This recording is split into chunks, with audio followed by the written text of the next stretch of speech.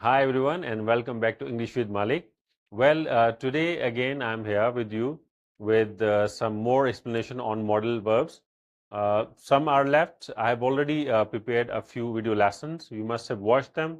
If not, please do watch them as well. Today we are going to study can, which is a very common modal verb, and there are four clear usages of can. The very first in it is the ability or possibility. Like I can run fast. Well, I can speak 5 languages. I can ride a motorbike. I can drive a car at the speed of 120. Well, I can fly an airplane. Or if you want to make a negative, well, I can't speak Chinese. It's a difficult language. It's an informal permission as well. So we can say, you can use my laptop. It's a permission that I'm giving you. You can come in, for example. You can sit down. That's the permission that I'm giving. It's an informal polite request as well. By informal polite request, we mean the request that we make with the people like our friends, uh, very close family members, people who are younger than us. But we can't do this with the elder people, with our parents, with people we don't have very much understanding with. So we can say, can I borrow your pen? Okay. And the fourth is it is impossibility as well. Okay. If something is really 0% possibility, then I can say as well that can be true. For example, somebody has something about a friend, okay, and I know it's a false idea, and I say, well, that can't be true. Why? Because I know that person and it is not something that he would do. The second is could. The very first thing is could is past of can. Okay, so it is past ability. And I can say I could run fast when I was a kid. I could ride a tricycle when I was 2.5 years old. I could speak English when I was 10. I couldn't ride a motorbike until I was 17 because I was not allowed to do that. So it is a past ability that we use for. Second, it's a polite request. If can is an informal polite request, could is a polite request. So I can say, could I borrow your bicycle? Could I take your pen, for example? Uh, could I ask you a question? Okay. Then it's a suggestion, and it is in affirmative only. Okay. Somebody comes to me with a problem. Somebody might say, I need help in math. What should I say? I can say you could talk to your teacher. So that is an affirmative suggestion that I'm giving. Fourth is it is a less than 50% certainty. In some cases, but like in some of the explanations, some of the books, you could say that it's like 35% possibility of something. For example, if must is at the top 100%, may is around 50%, might is like 45%, could is like 35%. Okay, it's lesser than all of them. So it's like somebody asks, where is Alan? And I can say he could be at home. So it's just a guess, and I'm not very much sure. I'm around 35% sure about that. The last it is impossibility, and it is a negative only. Okay, again, somebody comes with a false idea to me, somebody says something which is not true, so I would say that couldn't be true. Well, the next is used to.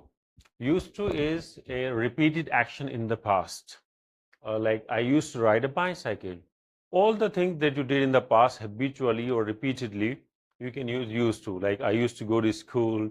I used to fight a lot with my siblings. I used to play cricket a lot. I used to work with my brother. It can be a negative as well. We can say, I didn't used to speak English a lot. I didn't used to work hard, but I do now. Then we have would. Would is a polite request. We say like, would you help me, please? Would you bring me a cup of tea, please? Would you open the door, please? So all the polite requests we can use with would. Would is also a preference. We say, I would rather go to the park than stay home. I would rather have a cup of tea than coffee. I would rather talk to you than to a stranger. So it's a preference that I'm showing between two things. What is also a repeated action in the past? Like used to is also a repeated action in the past, and would is also a repeated action in the past. But with would, we say that it talks about a typical action in the past. Used to talks about all the common action in the past, like I used to go to school, I used to fight with my brothers and sisters, I used to eat noodles a lot, but I don't eat them anymore. But would is a rather a typical thing that you would do, which is not very common. For example, when I was a kid, I would visit my parents every weekend. So this is a bit typical thing. Not everybody does that. Or you can say that when I was younger, I would go to the river side and I would sit for hours just looking at this water. That's typical action. That's not what everybody does. So there's a little difference between would and used to. Used to is for all the common actions. Would is a little bit typical action that we talk about. Then would is also a polite for want, and it comes with like. We say like, I would like a cup of tea, please. I would like an orange juice, please. I would like a new book, please. Okay. It is a unfulfilled wish as well. Okay. You had a wish in the past, didn't work out, it didn't come true. So now you are saying, I would have liked an orange, but there were none. Sorry, but there were none in the fridge. Okay, so there was something you wanted, but it didn't work out for you. Then we have shall. Shall has like two usages. Shall is a polite question to make a suggestion. So it's a question. For example, you say, shall I open the window?